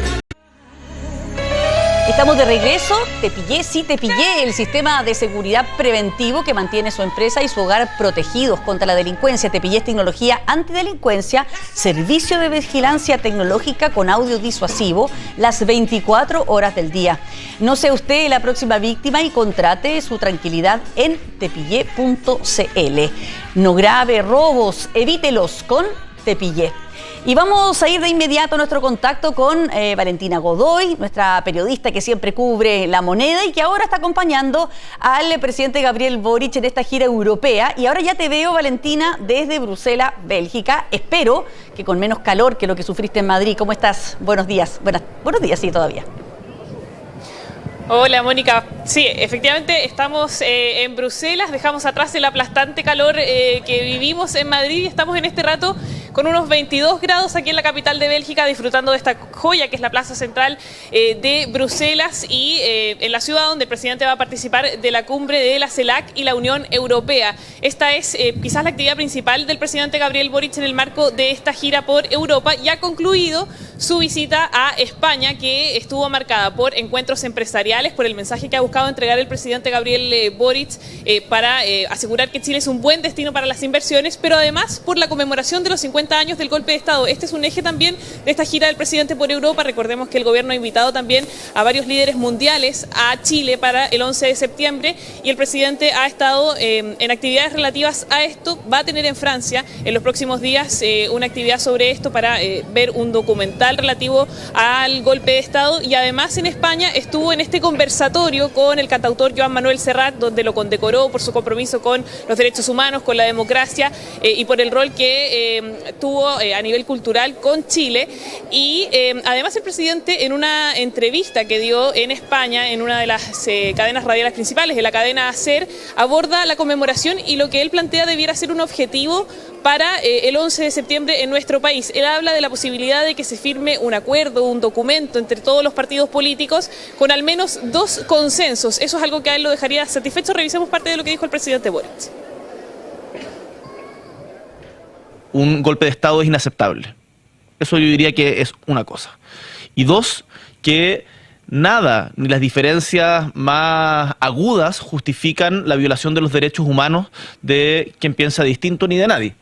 Y yo con esos 2 consensos, si logramos esos 2 consensos en la sociedad chilena, me sentiría satisfecho, y eso creo que es lo suficientemente inclusivo, civilizatorio si se quiere, como para poder tener una transversalidad que nos permita tener esta conmemoración reflexiva en donde cada uno tendrá sus diferentes opiniones, pero que tengamos esos 2 consensos. ¿No hay consenso sobre eso? Yo diría que desgraciadamente, bueno, está por verse. Nosotros vamos a invitar a todos los partidos políticos de Chile y a firmar una declaración justamente en ese sentido.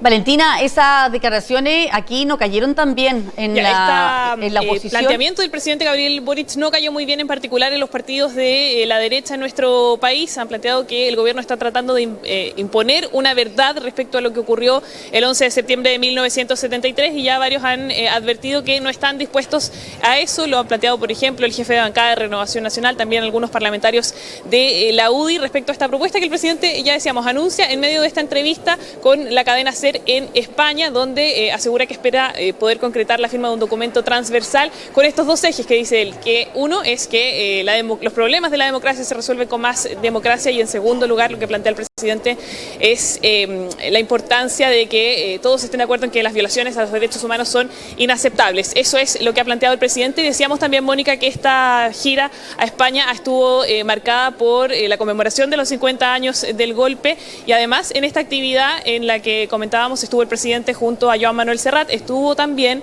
el ex juez Baltasar Garzón, a quien el presidente conmemoró a nombre del pueblo de Chile. Esas fueron las palabras del presidente Gabriel Boric por también su compromiso con los derechos humanos, agradeciéndole por la detención de Augusto Pinochet en 1998. Sí, el problema del juez Baltasar Garzón es que además de tener ese rol tan relevante, ¿no es cierto?, y que todos destacamos en ese caso, el tema es que también ha sido abogado asesor del gobierno boliviano en todas las demandas que ha tenido nuestro país en La Haya.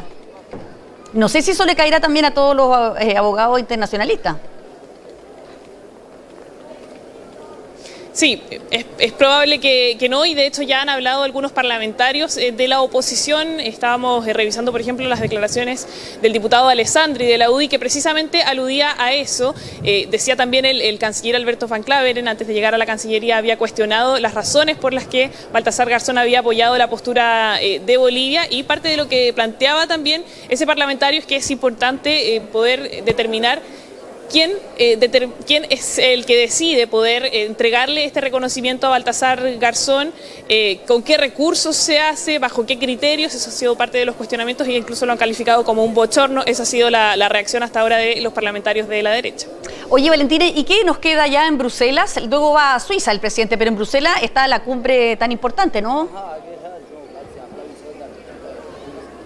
Claro, está la cumbre CELAC Unión Europea, que es una cumbre particularmente importante, no se realizaba desde el año 2015 y hoy, sabemos, los países europeos han planteado la necesidad de buscar socios confiables, especialmente en América Latina, considerando el contexto actual con la invasión rusa a Ucrania. Además, la Comisión o el Consejo de la Unión Europea está siendo liderado hoy por el presidente del gobierno español, Pedro Sánchez, y eso también, ha dicho el presidente Boric, da señales respecto a que hay una mayor cercanía. Así es que el presidente va a estar en esta cumbre, tiene varias reuniones bilaterales agendadas con jefes de gobierno de Dinamarca, de Finlandia, también de Países Bajos, y además va a estar participando en la cumbre en sí, que es el motivo principal de esta visita del presidente a Europa. Va a exponer ahí el día martes, así es que queda todavía harta agenda. Esto está recién partiendo, ya decíamos, aquí en Bélgica, y posteriormente el presidente tiene un paso por Suiza y ya decíamos también una visita oficial a Francia. Muy bien, muchas gracias, Valentina, por la información, por tu despacho. Seguimos muy atentos entonces a todos los pasos del presidente por Europa. Que estés muy bien, muy buenas tardes. Nosotros vamos a hacer una breve pausa, vamos a regresar después con el senador Lagos Weber, con quien vamos a hablar también de la actualidad nacional, política, pero antes nos vamos saludando a algunos de nuestros auspiciadores, porque estamos felices con los 80 años de Coca-Cola Chile, para que sigan refrescando el mundo, para que los que vienen y sigan marcando la diferencia de la sociedad, las comunidades y el planeta. Todavía quedan muchos años por cumplir. Los invitamos a destapar juntos los deseos de futuro. Hoy, feliz cumpleaños, Coca-Cola Chile. Pausa y regresamos.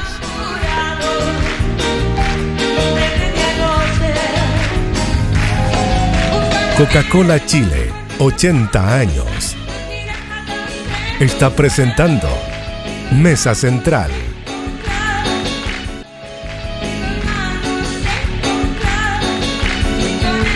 All New Lexus RX, vive la experiencia Lexus. Y te pillé, no grave robos, evítelos. Están presentando Mesa Central. Prepárate para conducir a nuevas sensaciones con Lexus RX. Desafía lo convencional y vive una experiencia sin límites en cada curva. All New Lexus RX, Endless Emotion. Y entramos ya en la recta final de este Mesa Central en este domingo y tenemos de entrevistado al senador Ricardo Lagos Weber. ¿Cómo está, senador? Gracias por acompañarnos. Gracias a usted por la invitación. Quiero partir preguntándole justamente por lo que recién hablábamos con Valentina Godoy, esta gira europea del presidente que nos está dejando hartas noticias. Y fíjese que él en España, frente al empresariado, habla de los 30 años y lo destaca en su valor más positivo, diciendo que hubo crecimiento, que hubo desarrollo institucional, cuando no tenemos que olvidarnos que su propio embajador, amigo de él, poco tiempo antes, había dicho que los 30 años habían sido responsables del estallido social. Sí, yo valoro las expresiones del presidente, en el sentido de que al menos él verbalizó, ante un auditorio bastante grande y significativo, que de Chile no vivió un colapso institucional, ni entregó todos sus valores y principios, ¿ya? Y que se contradice con una crítica muy ácida y muy tóxica en algún minuto respecto a esos 30 años, de los cuales 20 estuvo representado por la Concertación. ¿Se han reivindicado los 30 años? No, todavía no se han reivindicado nada de los 30 años por parte de quienes fueron muy críticos, pero yo valoro las palabras del presidente. La pregunta que vi que muchos hacían es, ¿cuánto de eso es una convicción profunda del presidente? ¿De él? Claro. Yo creo que sí que él la tiene, esa convicción. Creo que él, si ustedes ven, el presidente Boric ha tenido varias afirmaciones y varias decisiones que caminan en ese sentido, pero siento que lo que es su coalición primigenia, lo que es Apruebo Dignidad o el Frente Amplio, para ser más preciso, no he visto voces que respalden esas afirmaciones del presidente, como muchas otras de sus decisiones. Fíjese que él valoró la integración internacional, los acuerdos de libre comercio, todo eso señaló, se disminuyó la pobreza, se mejoraron una serie de indicadores, y eso, de escucharlo como yo lo escucho, podría haber estado escuchando yo a Lagos, Bachelet, Frey, ¿ya? Se dice que él está solo. ¿Usted considera que es así? No, no está solo el presidente para nada. Pero él, yo creo que, como él mismo dijo en un minuto, no se aplica esto, pero dijo, a veces uno se adelanta a su tiempo, o se adelanta a su pueblo. Creo que en esto tal vez está adelantado a su propia coalición original, ¿ya? Que tiene más dificultades a ratos para procesar lo que está ocurriendo en Chile y bueno, y viendo lo que nos ha acontecido estos últimos, lo que ha sido difícil este gobierno 1 año y medio, pero yo creo que yo lo miro con la mitad del vaso lleno. Entonces ahora lo que hay es que ya está la mitad del vaso lleno con las declaraciones del presidente, que lo creo, la otra mitad falta que el Frente Amplio también haga ese proceso, que no es un proceso rápido ni fácil, lo puedo entender, pero quiero ser optimista que se va a reconocer de que muchas cosas que hicieron antes eran acuerdos y no cocinas, ¿ya? Que se avanzó en la medida de lo posible, como dijo el presidente Elwin, que el mismo presidente Boric reivindicó esa frase cuando se develó el monumento al presidente Elwin, ¿usted recuerda? Sí. ¿Ah? Él reflexionó sobre esa expresión que antes era de manera peyorativa y se denostaba esa expresión. Yo creo que se ha valorado de otra forma. A veces la cruda realidad hace que también uno valore mejor las cosas. ¿Ah? Pero aquí Pepe Out en esta misma mesa decía hace un instante que el presidente no lidera, que no tiene la fuerza para liderar. Yo creo que él ha tenido una capacidad de liderazgo bien especial. Fíjese que él tuvo la capacidad de ampliar su base de apoyo. Para la segunda vuelta no dudó un minuto, para constituir su gobierno no dudó un minuto en ampliar su base de apoyo y para hacer un cambio de gabinete necesario después del fracaso que tuvimos el 4 de septiembre pasado, con el rechazo a la nueva constitución, él nuevamente ejerció su liderazgo ampliando su base de apoyo. Otra cosa es si su sector primigenio, si su sector político le sigue el ritmo a esta materia. Y yo viendo lo que ha ocurrido es que se van sumando, pero les cuesta. Y yo espero que lo hagan, que así como el presidente verbalizó, valoró, entendiendo que tiene defectos esos 30 años, que tuvo imperfecciones esos 30 años, que hubo cosas feas en esos 30 años, no lo voy a negar, pero que el presidente haga ese ejercicio en la primera gira a Europa, previo a la CELAC. Yo creo que hay que valorarlo, no hay que mirarlo en menos. Lo que cabe preguntarse es si eso es solamente lo que él piensa o su sector lo va a respaldar en esto. Y yo esperaría que lo respaldaran. Bueno, una de las críticas que se hacía a los 30 años también es que se hacía una política más bien, como usted decía, de la cocina, hubo corrupción en esos 30 años, en fin. Había una diferencia generacional entre estos jóvenes que venían a limpiar la política de alguna manera, pero ahora tenemos el lío de las fundaciones. ¿Cómo cree usted que se va a articular esta crisis en base a esto mismo que estamos hablando? Primero, la crisis propiamente tal vinculada con las fundaciones, yo espero que siga su curso regular.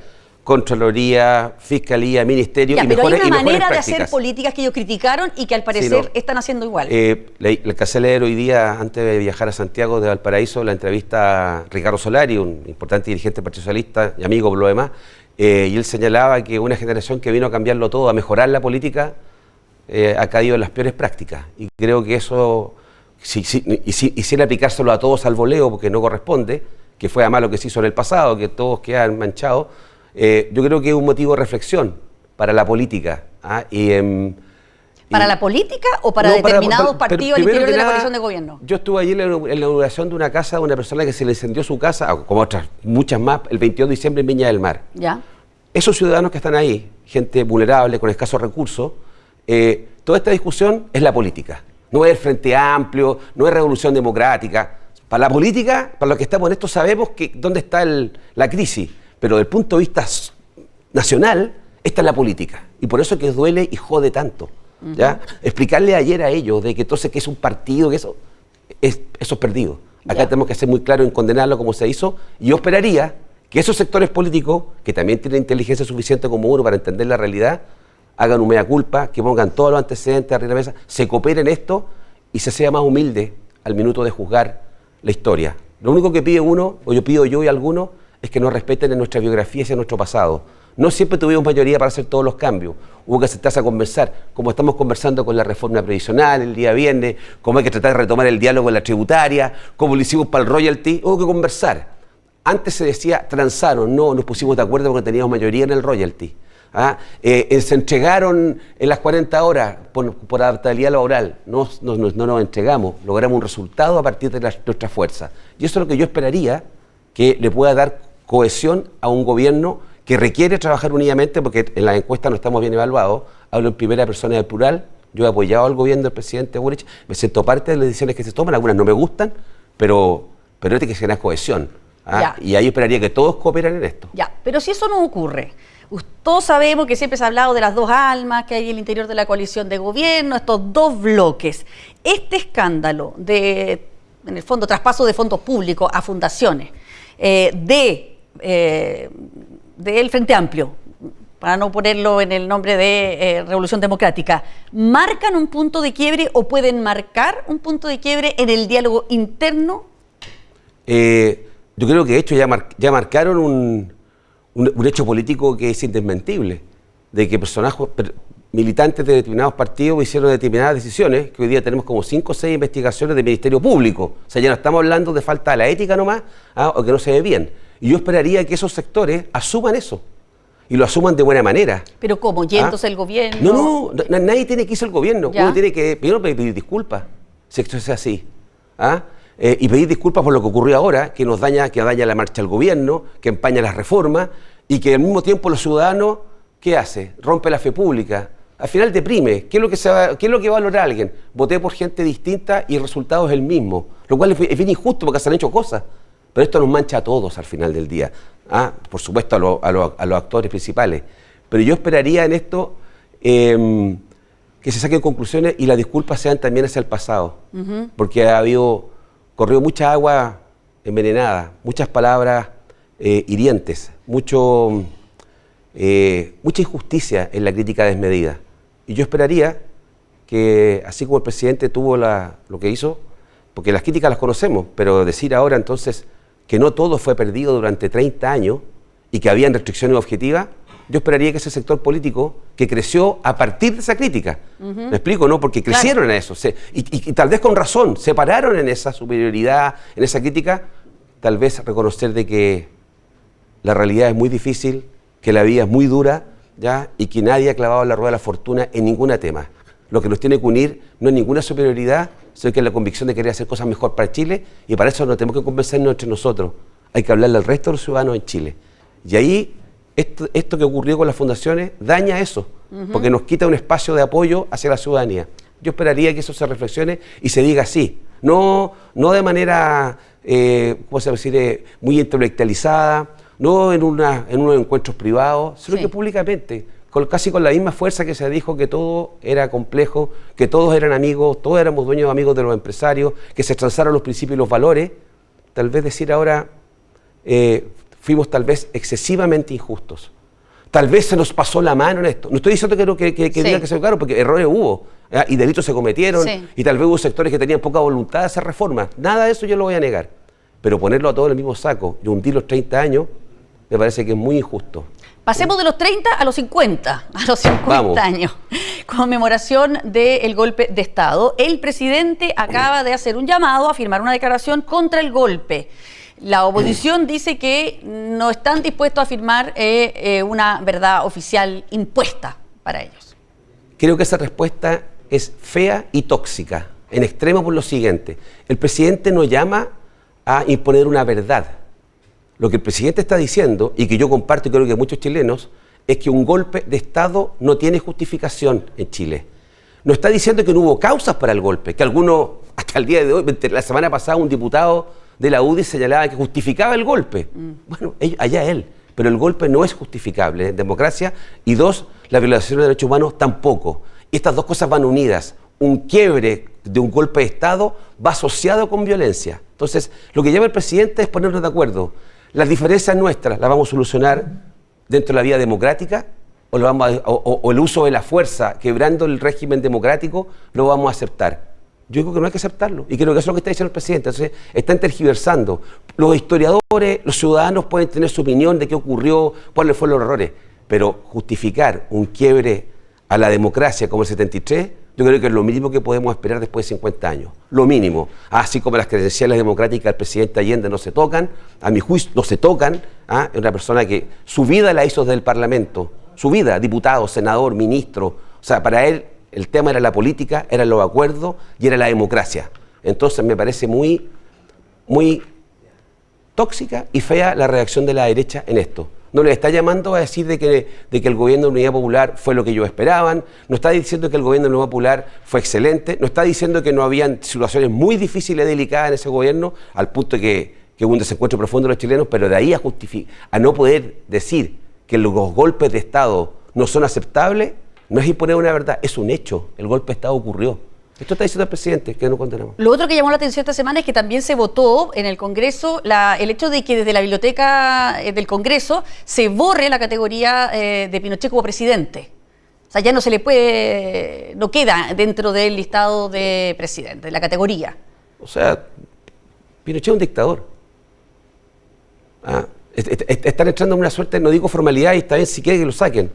Yo me equivoco en que Pinochet es un dictador que fue tan cobarde que tenía segundo nombre, Daniel López, ¿se acuerdan? Ya no existe. Sí, para tener... me olvidado, Daniel López. Es que eso es increíble. ¿Y por qué se olvida? Porque no se hablan las cosas. Daniel López, así se hacía llamar Pinochet. Daniel López con cuentas corrientes al extranjero en dólares de plata mala vida. Entonces, si alguien cree que ese se merece el rótulo de presidente de Chile, de la República, otra cosa que es la forma tomada las decisiones.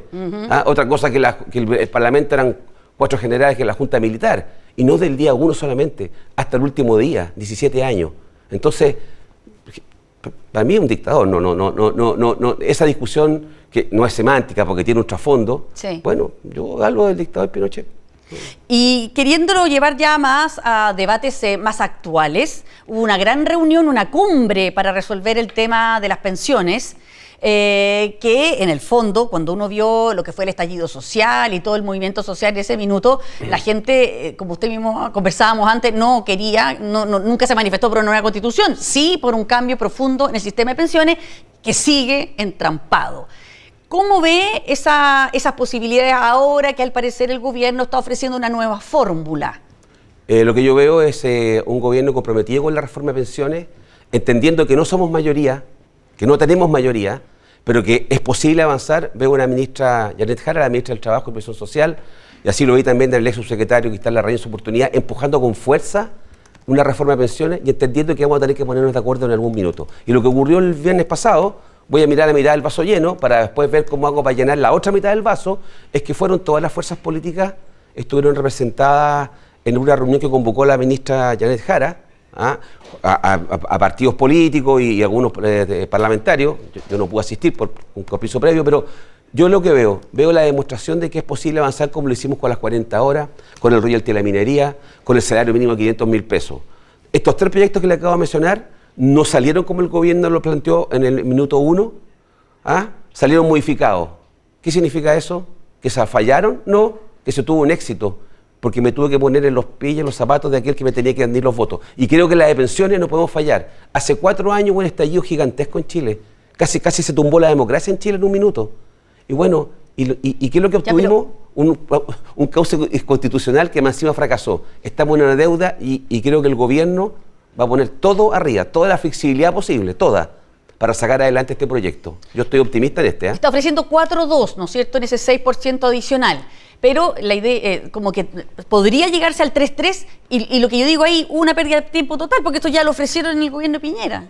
O sea, que fue rechazado. Las vueltas de la vida. Vida. Y el proyecto Bachelet también fue rechazado en su oportunidad por un sector de la izquierda. Bueno, es que parece que siempre cuando mira para atrás... el pasado fue mejor. Lo cual yo no me resisto, como diría Charly García. No, Spinetta, perdón. Se resiste a decir que todo pasado fue mejor. Yo creo que el contrario, el futuro puede ser mejor. Y para eso vamos a trabajar en la reforma de pensiones.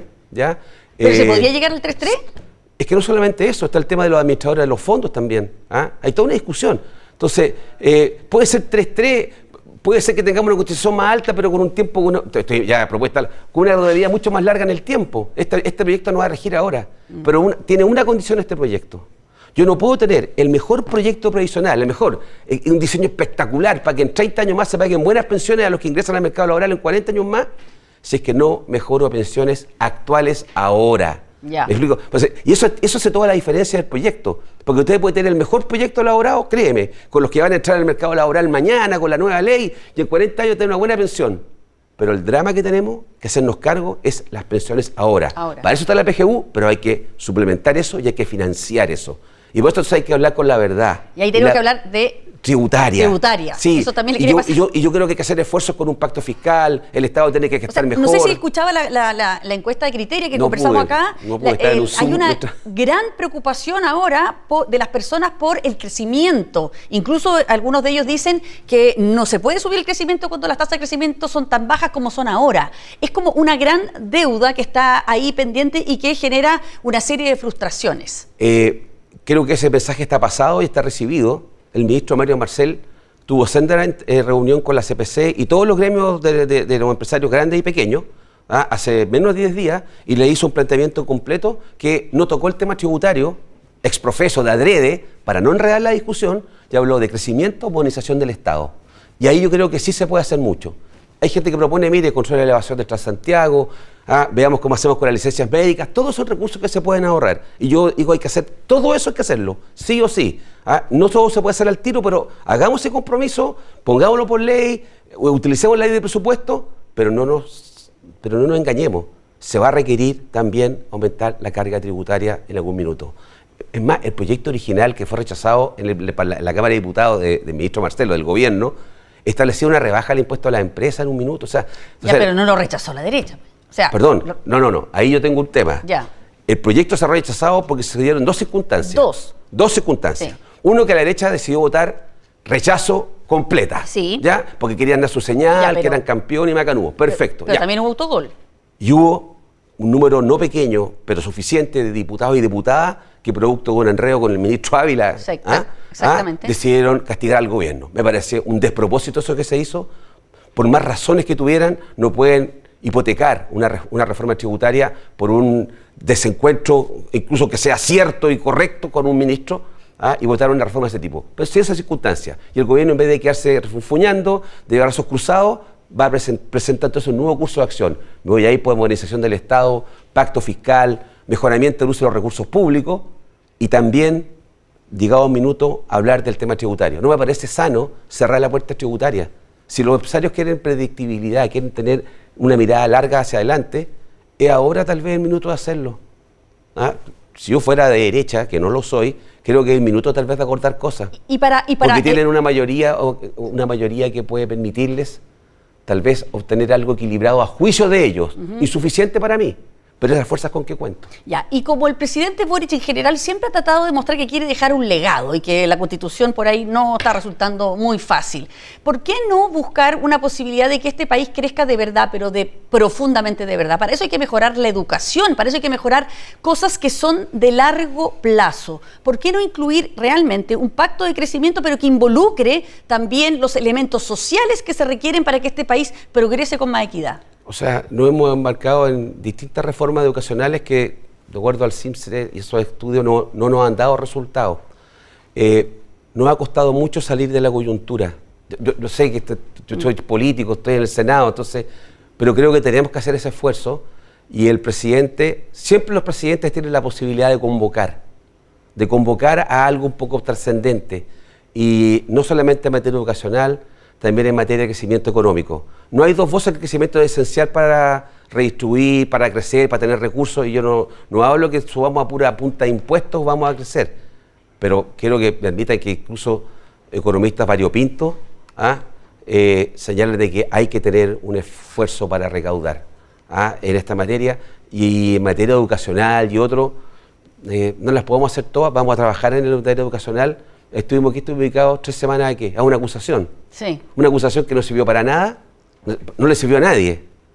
Tal vez al ministro Ávila, que queda más firme él en su cargo desde el punto de vista personal, pero no creo que lo haya pasado bien él. El gobierno estuvo distraído, la derecha se autoinfligió una derrota que está clarísima, que se enredó además por concepciones, digamos, bien homofóbicas en un minuto de declaraciones que... O sea, no ayudó, ¿qué ayudó? En nada. Entonces vuelvo a mi almuerzo de ayer, en una persona que estaba inaugurando su casa que se le quemó.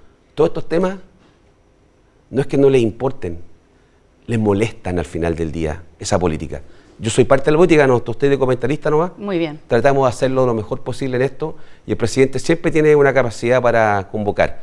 El tema es que la gente tiene que dejarse convocar también, y no partir diciendo que todo es hacer declaraciones que le hicieron por los 50 años, lo encontré tóxica y fea. Muy bien. Muchas gracias, senador. No, gracias a usted. Lagos Berry, por acompañarnos esta mañana. Que esté muy bien.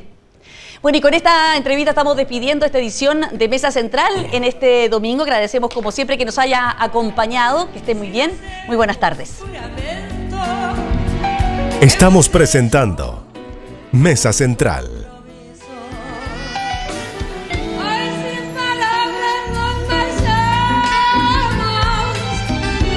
No me obligas ni te